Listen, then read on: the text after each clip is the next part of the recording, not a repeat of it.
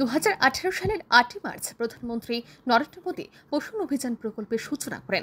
এবছর এই প্রকল্প সপ্তম বর্ষে পদার্পণ করল। সপ্তম রাষ্ট্রীয় পোষণ মাহের রাজ্যভিত্তিক উদযাপনের সূচনা অনুষ্ঠান অনুষ্ঠিত হয় বৃহস্পতিবার। আগরতলা টাউন হলে হয় এই অনুষ্ঠান। এই অনুষ্ঠানে উদ্বোধক হিসেবে উপস্থিত ছিলেন রাজ্য সরকারের সমাজ কল্যাণ সমাজ শিক্ষা দপ্তরের মন্ত্রী টিঙ্কু রায়। বিশেষ অতিথি হিসেবে উপস্থিত ছিলেন আগরতলা পৌর নিগমের মেয়র তথা বিধায়ক দীপক মজুমদার।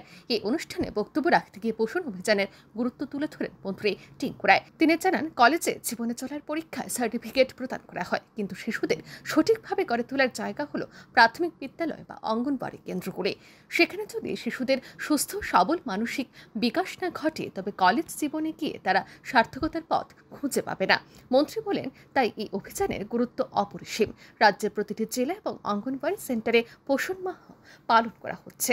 এই অভিযানকে সফল করে তোলার জন্য সকলকে এগিয়ে আসার আহ্বান জানান সমাজ কল্যাণ এবং সমাজ শিক্ষা দপ্তরের মন্ত্রী টিঙ্কু রায়। যেখান থেকে বেরিয়ে আসবে, একটা কথা আমাদের মাথায় রাখতে হবে, বড় বড় স্কুলগুলো বা স্কুল কলেজগুলো আমাদের জীবনের চলার যে পরীক্ষা, সেখানে আমাদেরকে সার্টিফিকেট দেয়, কিন্তু শিশুরা সঠিক করতে মানুষ বা আমরা সঠিক করতে তাদেরকে গড়ে তোলার জায়গা হলো প্রাইমারি স্কুল বা আমাদের সেই অঙ্গনওয়াড়ি সেন্টারে। সেখানে যদি আমাদেরকে সুস্থ বা সবল করে তাদেরকে মানসিক বিকাশ আমরা না ঘটাতে পারি, তাহলে আমাদের ভাবা ভুল হবে যে কলেজ বা বড় বড় কম্পিটিশনে গিয়ে তারা উত্তীর্ণ হবে।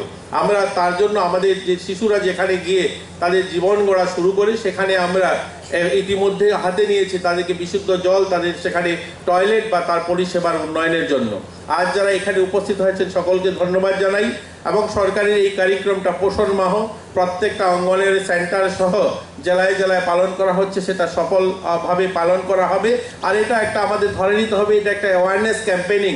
আমাদের সকলের সবাই মিলে যখন আমরা ভাববো আমার পরিবারের মা, আমার বোন, আমার দিদি সুস্বাস্থ্য থাকতে হবে, তাকে আমার শিশুটাকে সুস্থ করে তুলতে হবে, সকলে মিলে যখন এই প্রয়াস নেব, তাহলে সেটা সম্ভব হবে। এই অনুষ্ঠানে Tripura commission for protection of child রাইটসের চেয়ারপারসন জয়ন্তী দেববর্মা, রাজ্য মহিলা কমিশনের চেয়ারপারসন ঝর্ণা দেববর্মা, সমাজ কল্যাণ সমাজ শিক্ষা দপ্তরের অতিরিক্ত অধিকর্তা এল রাঙ্খল প্রমুখ উপস্থিত ছিলেন।